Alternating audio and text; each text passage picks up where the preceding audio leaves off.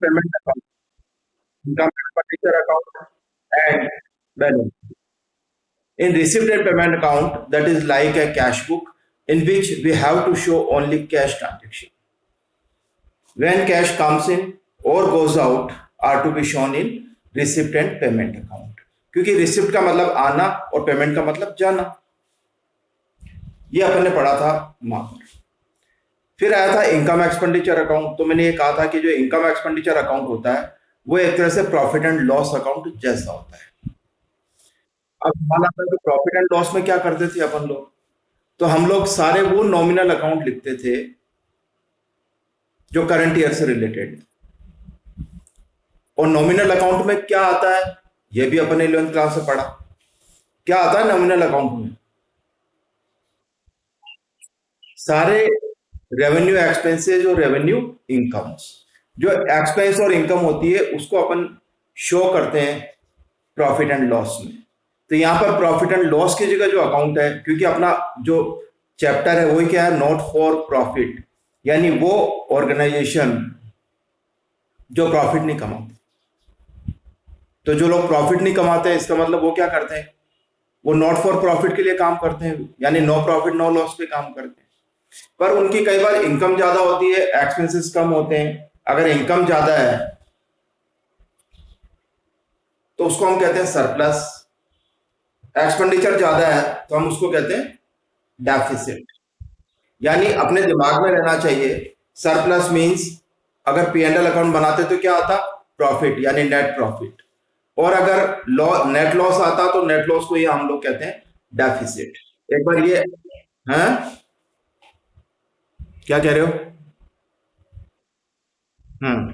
एक बार ये बात क्लियर है जो मैंने आउटलाइन बताई है वापस? ठीक। अब इनकम एक्सपेंडिचर अकाउंट में जो शो करते हैं वो केवल करंट ईयर से रिलेटेड इनकम होती है, करंट ईयर से रिलेटेड एक्सपेंसेस होते हैं। क्लियर है ये बात? तो हमें निकालना, अब जैसे सब्सक्रिप्शन है, अब सब्सक्रिप्शन अपन को केवल वही पार्ट शो करना है जो करंट ईयर से रिलेटेड है।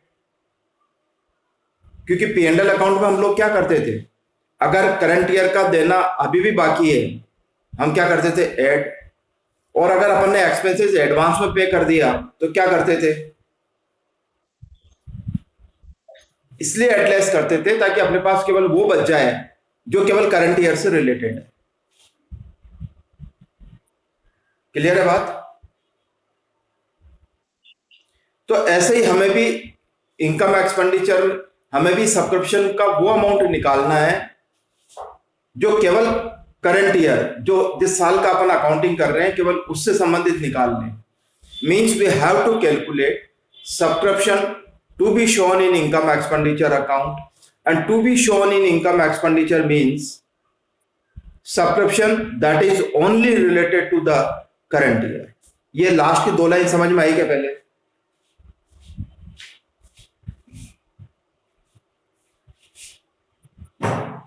हाँ भाई, मैंने कहा कि हम केवल ये कैलकुलेट करते हैं कि इस साल का सब्सक्रिप्शन कितना मिला है, मिला या नहीं मिला, पर है कितना इस साल से संबंधित।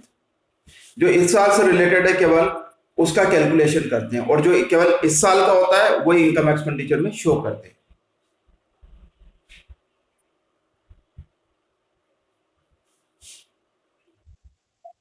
ठीक।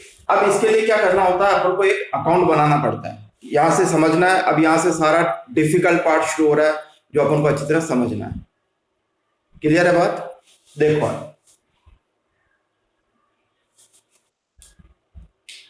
पहले सब्सक्रिप्शन अकाउंट का फॉर्मेट, ये सब्सक्रिप्शन अकाउंट,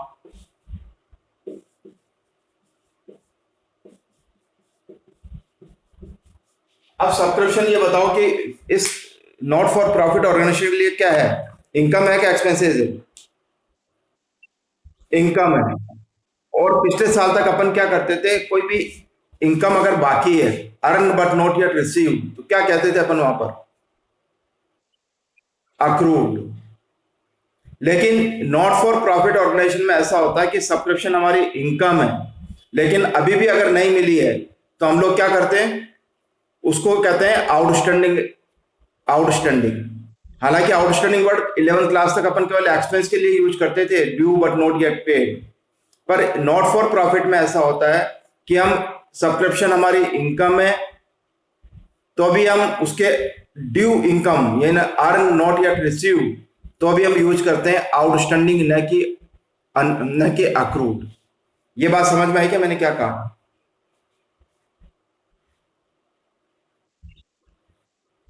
अक्रूड इनकम के लिए भी अपन आउटस्टैंडिंग वर्ड यूज करते हैं। एक लाइन में समझो तो अपन ये कह सकते हैं कि अक्रूड के लिए भी अपन आउटस्टैंडिंग वर्ड यूज करते हैं। ठीक है। अब एक बात बताओ, अक्रूड इनकम का बैलेंस कौन सा होता है, डेबिट या क्रेडिट? डेबिट होता है। बिल्कुल ठीक है। तो अब क्या करेंगे, सबसे पहले यहां आता है टू बैलेंस पीडी। ये बैलेंस पीडी का मतलब क्या है?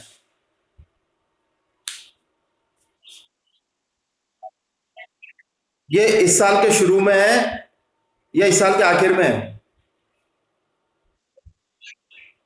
बीडी का मतलब होता है बिगिनिंग।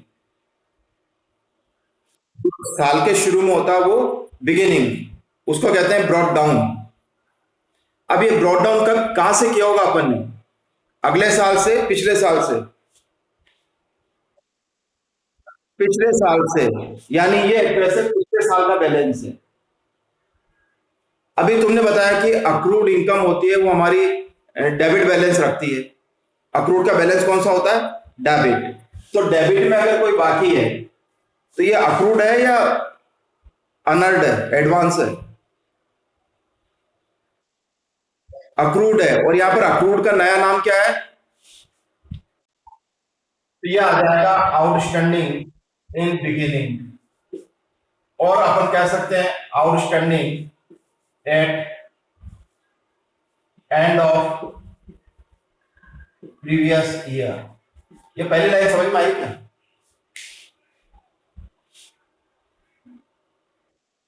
हाँ।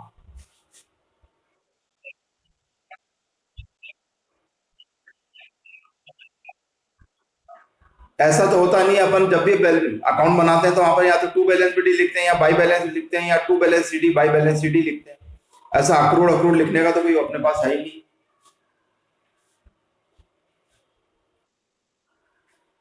ठीक है। अब क्या है, इसके क्रेडिट में उल्टा आता है, बाई बैलेंस बीडी। बीडी का मतलब इस साल के शुरू में और पिछले साल के आखिर में। और डेबिट ये अक्रूड है, तो अपोजिट क्या हो जाएगा, एडवांस। ये आ जाएगा advance received in previous year for current year. यानी करंट ईयर का सब्सक्रिप्शन, करंट ईयर की फीस पिछले साल ही मिल गई, तो ये पिछले साल की लाइबिलिटी थी। जो पिछले साल के आखिर में लाइबिलिटी थी वो इस साल के शुरू में भी लाइबिलिटी है। ये बात समझ में आई क्या पहले? सब देख लो अच्छी तरह, जो भी क्लास के अंदर अब है, सबको आवाज आ रही है मेरी? मैंने ये कहा कि टू बैलेंस बीडी और by balance BD. To balance BD का मतलब, पहले तो बैलेंस बीडी का मतलब होता है ओपनिंग। ठीक है। तो ये भी ओपनिंग बैलेंस है, ये भी ओपनिंग बैलेंस है। और डेबिट होने का मतलब है अक्रूड। तुम लोगों ने बताया कि अक्रूड का बैलेंस डेबिट होता है। ठीक है। ये अक्रूड हो गया। और क्रेडिट का मतलब होता है लाइबिलिटीज। तो लाइबिलिटीज कौन सा होता है, जो एडवांस में मिल गया। अब सवाल देख लो पहले एक बार, ये जो ओपनिंग होता है ना, ये पिछले साल से आया हुआ होता है। तो बैलेंस कौन से साल का है, पिछले साल का या इस साल का? बस सबसे पहले ये समझना है कि ये ऊपर जो दोनों दे रखे हैं ये पिछले साल के हैं। पिछले साल के आखिर में यानी 31 मार्च को है, वही अपने दूसरे दिन होता है 1 अप्रैल को। तो पिछले साल तो बैलेंस सीडी था, तो वो इस साल क्या हो गया, बैलेंस डीडी। समझ में आई? सब देखो अच्छी तरह, कोई जल्दी नहीं है, कोर्स आराम से पूरा होगा नवंबर 30 नवंबर तक, और सारे क्वेश्चन करके धीरे धीरे पढ़ के भी। मैंने ये कहा कि जो इनकम आउटस्टैंडिंग होती है, इनकम आउटस्टैंडिंग का मतलब होता है अक्रूड, और तुमने खुद ने कहा कि अक्रूड का बैलेंस होता है डेबिट, तो ये डेबिट में टू बैलेंस बीडी। और जो एडवांस इनकम होती है वो अपनी लाइबिलिटीज होती है, उसका बैलेंस होता है, यानी अनर्ड का बैलेंस होता है क्रेडिट, इसलिए अपन लाइबिलिटीज में शो करते हैं। तो बैलेंस है क्रेडिट, तो बाय बैलेंस बीडी, तो यानी टू बैलेंस बीडी का मतलब ओपनिंग आउटस्टैंडिंग, और बाय बैलेंस बीडी का मतलब ओपनिंग एडवांस। और ओपनिंग एडवांस का मतलब पिछले साल में ही मिल गया इस साल के लिए। ओपनिंग आउटस्टैंडिंग का मतलब पिछले साल में ही बाकी था, पिछले साल का बाकी है, और इस साल के शुरू में भी वही बाकी है। जो पिछले साल के आखिर में बाकी होता है वो दूसरे दिन भी बाकी होता है। अब इस साल मिलेगा, वो जो पिछले साल बाकी था वो इस साल मिल जाएगा। ठीक है। अब इसको उल्टा करो, ये जो by balance to balance BD इधर चला जाएगा क्लोजिंग में, बाई बैलेंस सीडी। सीडी का मतलब क्या होता है, ओपनिंग या क्लोजिंग। तो ये क्या हो गया, आउट क्लोजिंग आउटस्टैंडिंग, या outstanding at the end of current year. इस साल के आखिरी में जितना लेना बाकी है, जरूर नहीं केवल इसी साल का बाकी है, पिछले साल 1000 लेना बाकी था, 800 मिला तो 200 रुपए अभी भी लेना बाकी है। तो इस साल के आखिर में, ये पिछले साल के आखिर में बाकी था, ये इस साल के आखिर में बाकी है, ये भी आउटस्टैंडिंग, ये भी आउटस्टैंडिंग। बीडी का मतलब ओपनिंग आउटस्टैंडिंग, सीडी का मतलब क्लोजिंग आउटस्टैंडिंग। बीडी का मतलब पिछले साल का आउटस्टैंडिंग, सीडी का मतलब इस साल के आखिर में आउटस्टैंडिंग। एक बार देखो ये चीज क्लियर है क्या?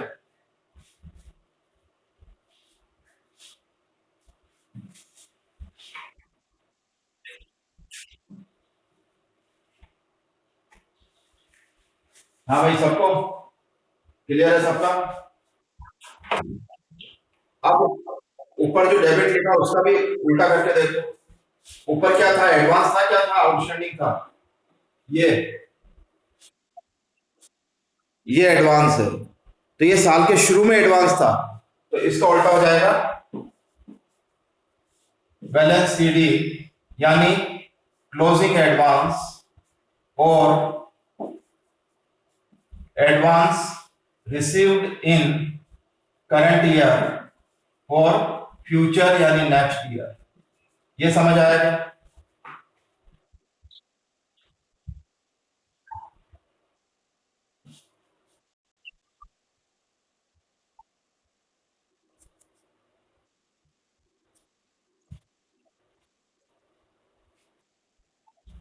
हाँ भाई।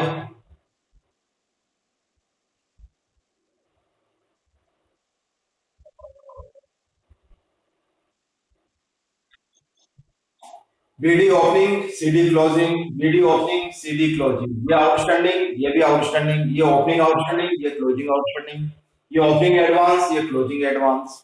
साल के शुरू में वो एडवांस होता है जो पिछले साल ही मिल गया लेकिन है इस साल का। सीडी का मतलब इस साल में मिला लेकिन अगले साल का। ये करंट ईयर का आउटस्टैंडिंग है, ये पिछले साल का आउटस्टैंडिंग है। अब यहाँ आ जाएगा बाई बैंक।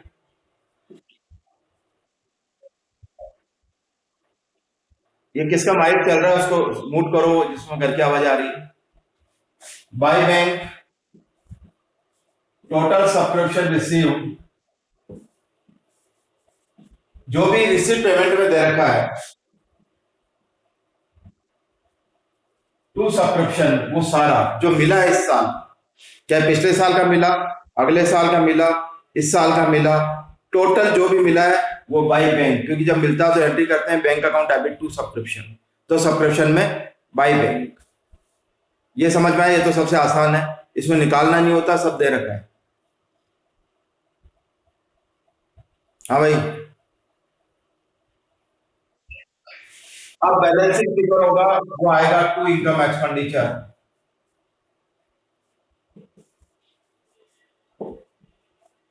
यानी इसका मतलब है करंट ईयर सब्सक्रिप्शन, ये आपको कैलकुलेट करना है, जो इनकम एक्सपेंडिचर में ले जाना। और इनकम एक्सपेंडिचर में वो ले जाते हैं जो इस साल का है।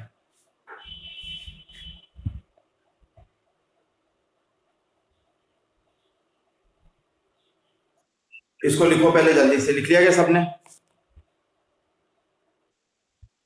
लिखो जल्दी से।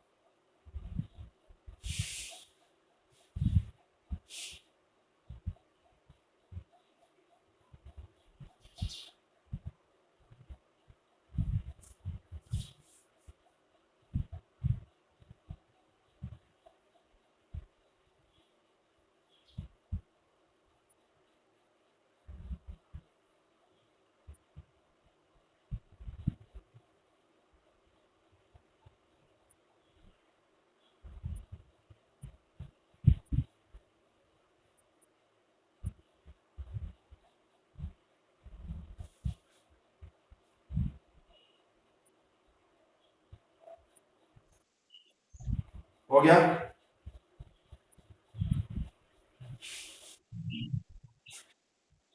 एक।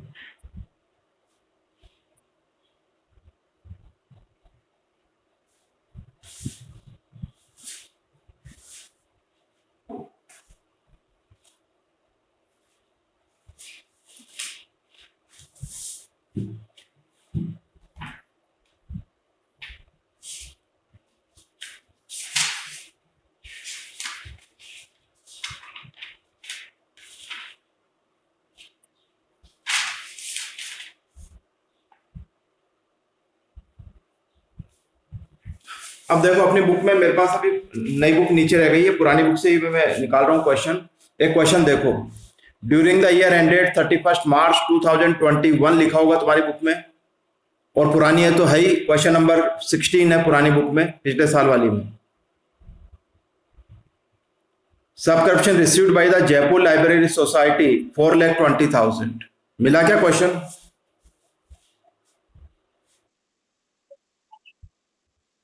हाँ, 20 वाले में एडिशन में तो है 16 नंबर का क्वेश्चन, और नई बुक में देख लो, शायद आसपास में होगा कोई क्वेश्चन नंबर।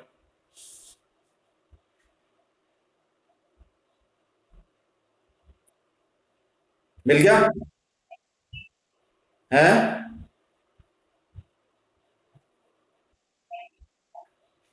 अब मैं पढ़ रहा हूं question. During the year ended 31 March 2020, subscription received by the Jaipur library society were 4,20,000। These subscription include 14,000 received for the year 31st March 20 at the end of the year. Subscription due not yet received 10,000. What amount should be credited to income expenditure account for the year ended 31st March 2020 as subscription? जब भी कोई question है सबसे पहले तो ये decide करो कि इसमें करंट ईयर कौन सा है, जिसका कैलकुलेट करना है वो करंट ईयर कौन सा है, 2020। प्रीवियस ईयर क्या होगा, इससे एक साल पहले।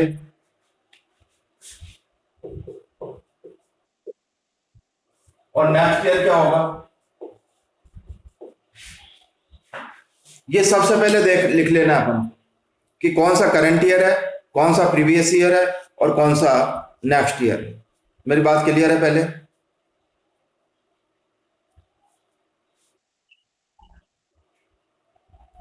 अब देखो इस क्वेश्चन में सबसे पहले लिखा है टोटल सब्सक्रिप्शन रिसीव्ड। अब जो रिसीव होता है उसको कहां लिखते हैं, इसमें 6 आइटम में से, बाय बैंक। यहां लिखेंगे 4,20,000। अब क्या लिखा है, लिखा है इंक्लूड 14,000 रिसीव।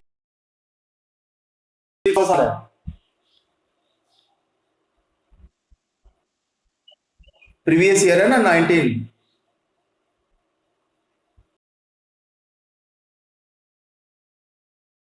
मिला है, तो पिछले साल मिला या नहीं मिला?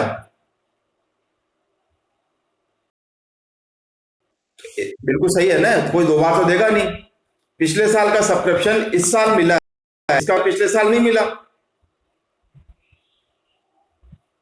और जो पिछले साल का था पिछले साल में, पिछले साल के लिए क्या है, आउटस्टैंडिंग कहते हैं ना अपन, यहाँ पर अक्रूड है यानी आउटस्टैंडिंग है। तो पिछले साल के आखिर में आउटस्टैंडिंग था, तो वो इस साल के शुरू में भी आउटस्टैंडिंग है। अब यहां पर क्या है, पिछले साल का आउटस्टैंडिंग टू बैलेंस थी, तो ये आ गया 14,000। देखो एक बार सबको क्लियर है क्या ये बात?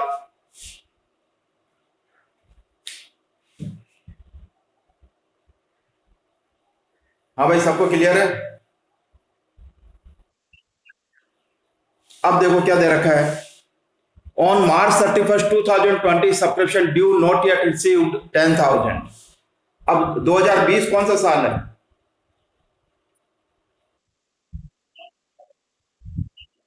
प्रीवियस ईयर, करंट ईयर और नेक्स्ट ईयर। अब ये कह रहा है कि करंट ईयर में ड्यू हो गया लेकिन मिला नहीं, इसको क्या कहते हैं?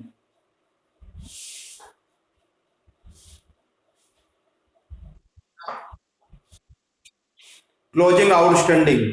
जो ड्यू हो गया मिला नहीं यानी आउटस्टैंडिंग, इस साल के आखिर में नहीं मिला तो क्लोजिंग आउटस्टैंडिंग। अब यहां पर क्लोजिंग आउटस्टैंडिंग कहां है,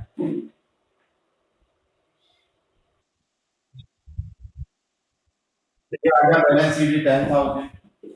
अब बाकी तो आएंगे तो डैश, यह भी डैश, ये टोटल हो गया 4,30,000। अब इसका टोटल करके ये लेस किया तो ये आ गया अपने पास 4,16,000। ये जाएगा इनकम एक्सपेंडिचर। ठीक है,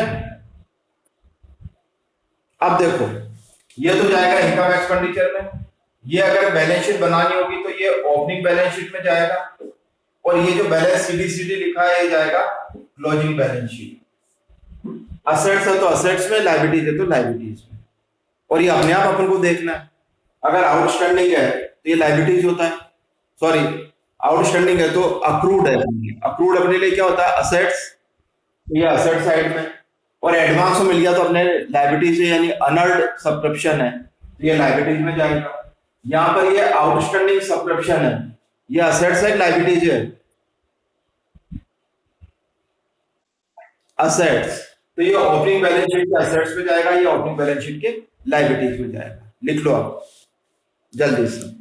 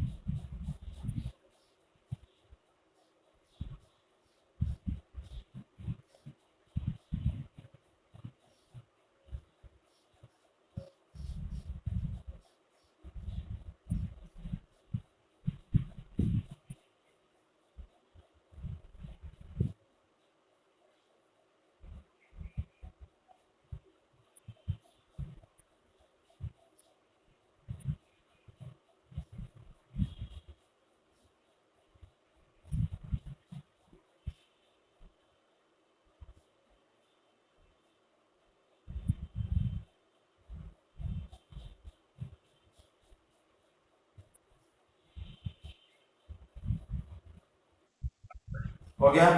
अब देखो, अब इसको बैलेंस शीट में कैसे अपीयर करना है वो बताता हूं।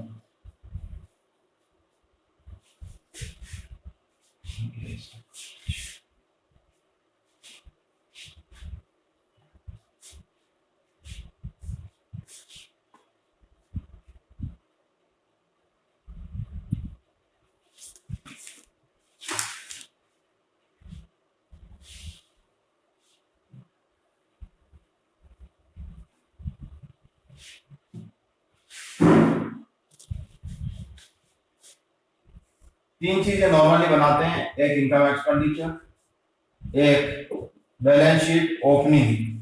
ओपनिंग का मतलब पिछले साल की balance sheet on March 31 2019, balance sheet closing यानी मार्च 31 2020।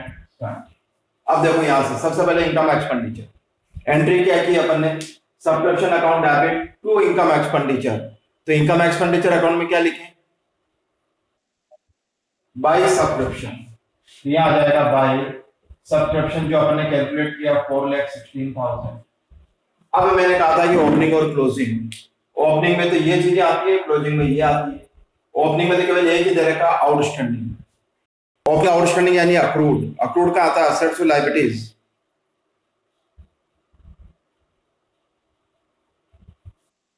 अक्रूड असेट्स और लायबिलिटीज असेट साइड में। यहां आएगा आउटस्टैंडिंग सब्सक्रिप्शन, कितना था 14,000। इधर भी आउटस्टैंडिंग ही लिखना है।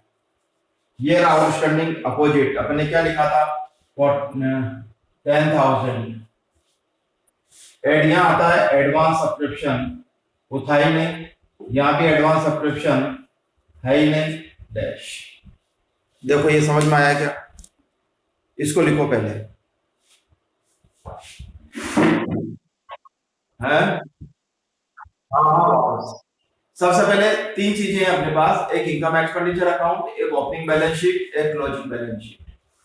इनकम एक्सपेंडिचर वैसा ही है जैसा प्रॉफिट एंड लॉस है।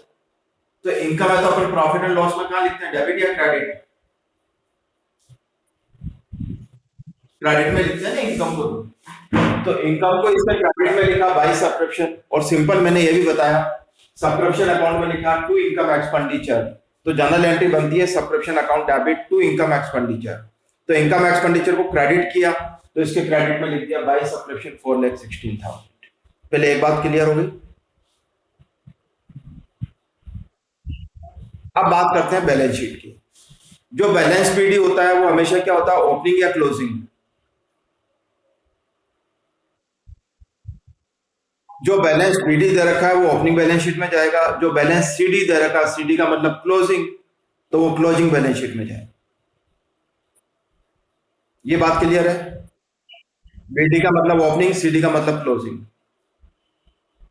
तो ऊपर ये दो जो दोनों दे रखा है ये जाएगा ओपनिंग में, ये दोनों जाएंगे क्लोजिंग। ये बात क्लियर है? अब असेट साइड में क्या जाता है और लायबिलिटीज में क्या जाता है? तो देखो, जो इनकम अपने पास अभी आई नहीं है उसको अपन कहते हैं अक्रूड। अक्रूड अपने लिए क्या होती है, असेट्स और लायबिलिटीज। असेट्स में लिखेंगे। अक्रूड को यहाँ क्या बोलते हैं, तो आउटस्टैंडिंग सब्सक्रिप्शन, आउटस्टैंडिंग सब्सक्रिप्शन। ये जो बीडी में दे रखा है वो ओपनिंग बैलेंस शीट में, जो सीडी में दे रखा है वो क्लोजिंग बैलेंस शीट में। ठीक है। और जो ये सीडी ये एडवांस वाला दे रखा है, एक तो एडवांस ये है एक एडवांस ये है। ओपनिंग वाले एडवांस ओपनिंग में जाता है, क्लोजिंग वाले एडवांस क्लोजिंग में जाता है। एडवांस जो इनकम होती है वो अपने लिए लायबिलिटीज होती है, क्योंकि वो अभी अपन ने कमाई नहीं, ड्यू नहीं हुई, लेकिन पहले ही मिल गई। पहले मिल गई तो उसको मेंबर बनाए रखना पड़ेगा, नहीं तो उसको पैसे लौटाने पड़ेंगे, और लौटाने पड़ेंगे तो अपने लिए क्या है, लायबिलिटीज। क्लियर है बात?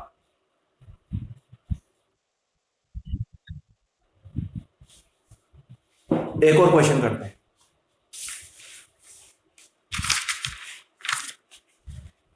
इसी के बाद वाला क्वेश्चन निकालो। Subscription receive during the year ended March 31 2020 are, मिल गया क्वेश्चन, 1600, 84,400, 3,200।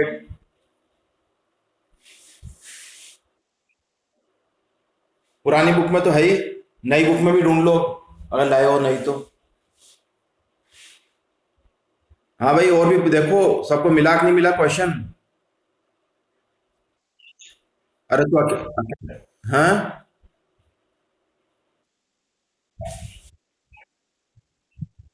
है, कौन सा क्वेश्चन है?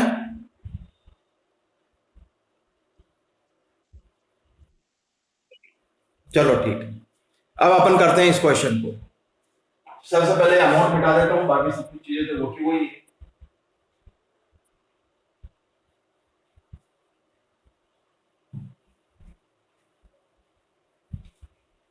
देखो, सबसे पहले लिखा है रिसीव्ड सब्सक्रिप्शन टोटल है 89,200। जो सब्सक्रिप्शन मिलता है, पहले तो करंट ईयर निकालो, करंट ईयर कौन सा है?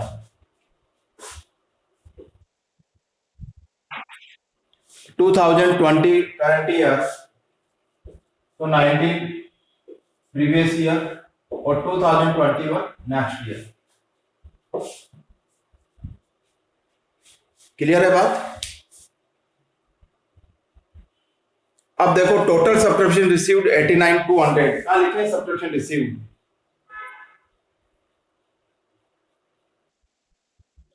तो ये आ गया बाई बैंक 89,200।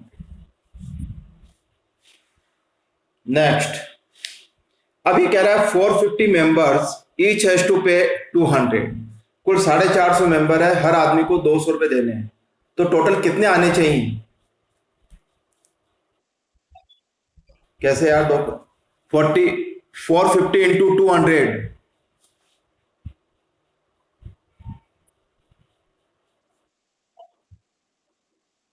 90,000, 90,000 आना चाहिए, 90,000, ठीक है। अब 2020 पहले तो देखो, और आगे और लिखा है कि 1800 arrear for the year March 19, 19 के अंदर 1800 रुपए बाकी थे। 19 कौन सा साल है? तो पिछले साल 1800 रुपए बाकी था, तो ये पिछले साल का आउटस्टैंडिंग है, उसको कहां लिखे अपन?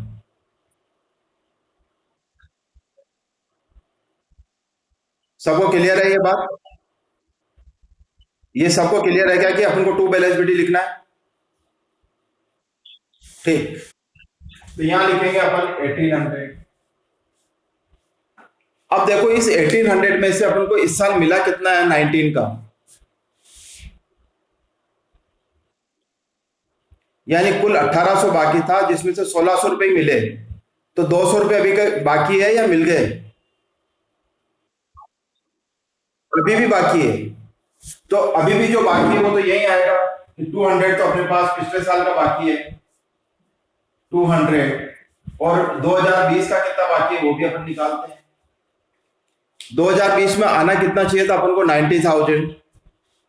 उसमें से आया कितना देखो, ऊपर दे रखा है 2020 का कितना आया। नहीं नहीं, अरे नहीं बेटा, तीनों लाइनों में देखो, 19, 20, 21।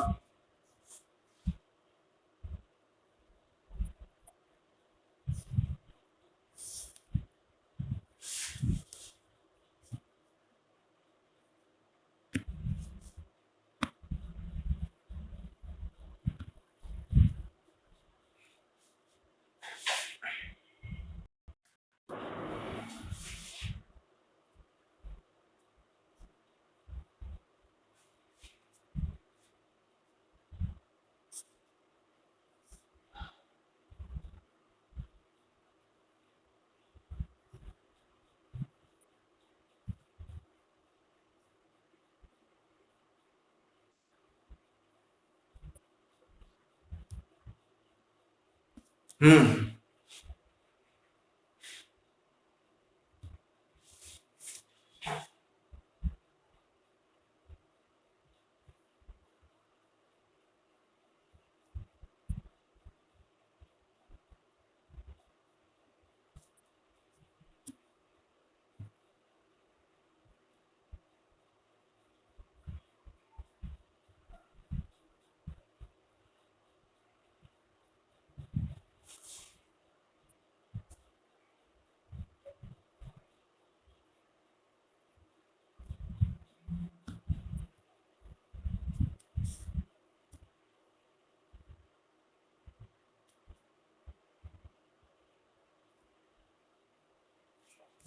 चलो अब देख लो,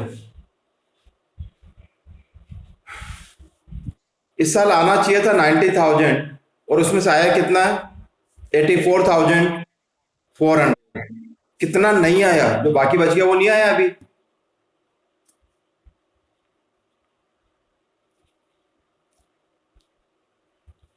जो नहीं आया वो अगले साल मिलेगा।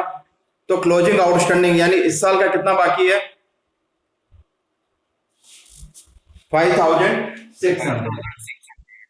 तो 5,600 तो अपन को इस साल का बाकी है और 200 रुपए पिछले साल के लेने बाकी हैं। तो टोटल कितना लेना बाकी है? ये समझ में आया क्या पहले?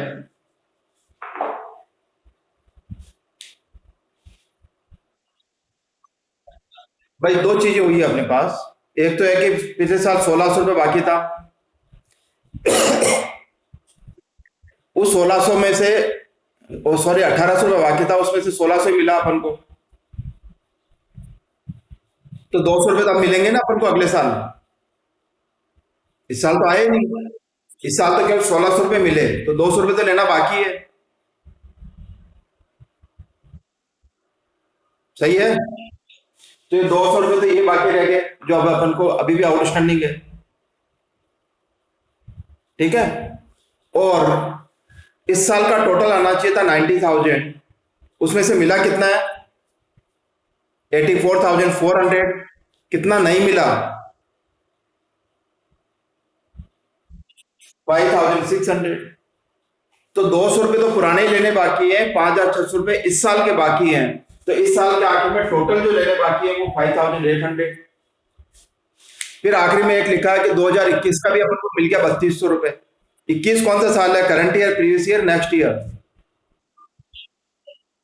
तो अब ये नेक्स्ट ईयर का आ गया 3,200। बस, इस साल कोई एडवांस नहीं था। अब टोटल करो। हाँ बोलो।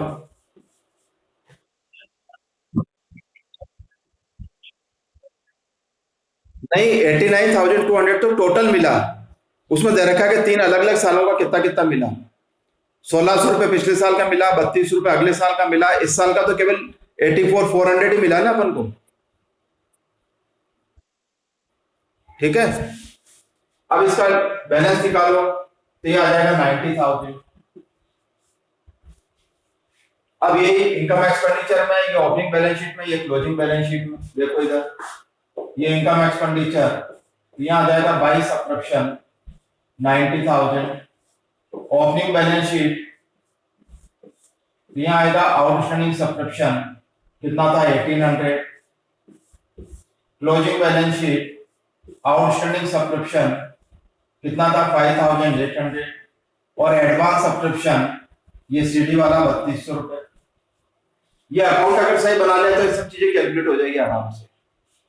देखो एक बार, क्लियर है बात?